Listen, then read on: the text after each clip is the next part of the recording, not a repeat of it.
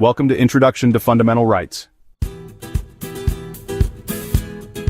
Fundamental rights are the basic human rights to which all people are inherently entitled: life, liberty, and the pursuit of happiness, including those with developmental disabilities.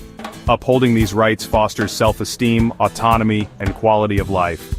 For example, when Maria was asked where she wanted to live, she chose a new roommate. That choice boosted her confidence.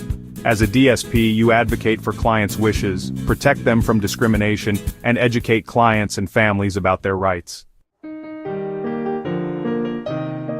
The 5 core rights are dignity and respect, self-determination, privacy and confidentiality, freedom from abuse and neglect, and community participation. Dignity and respect matters because everyone deserves to be valued.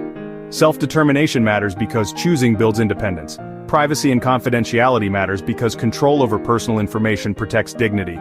Freedom from abuse and neglect matters because safety is essential to well-being. Community participation matters because inclusion enriches life. Dignity, allowing a client to choose their outfit. Self-determination, letting a client pick a hobby.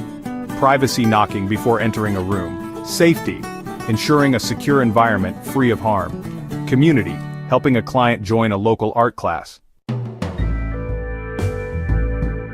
Always address clients by their preferred name and title. It's important to recognize personal routines and cultural rituals, you know? And of course, maintain privacy during personal care, so always knock before entering. Self-determination is the freedom to make choices about daily life, big and small. Clients have the right to take reasonable risks like, say, trying a new hobby. Present all options, even those involving risk, without bias. Guide clients through goal-setting worksheets or vision boards to help them shape their future. When a client wants to move from a group home to an apartment, you outline pros and cons, arrange roommate interviews, and accompany them to viewings, supporting their choices every step of the way. Secure medical records in locked files or encrypted databases. And explain every touch during personal care, only with authorization, of course. Close doors for private phone calls or counseling to ensure confidentiality. Access records only when needed for care tasks, and really never discuss one client's details within earshot of others. After emailing a support plan to the wrong address, a DSP reports the error, follows breach protocol, and apologizes to the client. That's how privacy and trust are maintained. So, physical safety means no rough handling, emotional safety means no threats or humiliation. Watch for unexplained bruises or sudden withdrawal, and report suspected abuse immediately via your agency's hotline. If a coworker speaks harshly to a client, step in calmly, ensure client safety, then file an incident report per policy. Clients have the right to access parks, libraries, classes, and volunteer opportunities. Building friendships beyond paid staff enriches lives. Coordinate ride shares or teach public transit skills.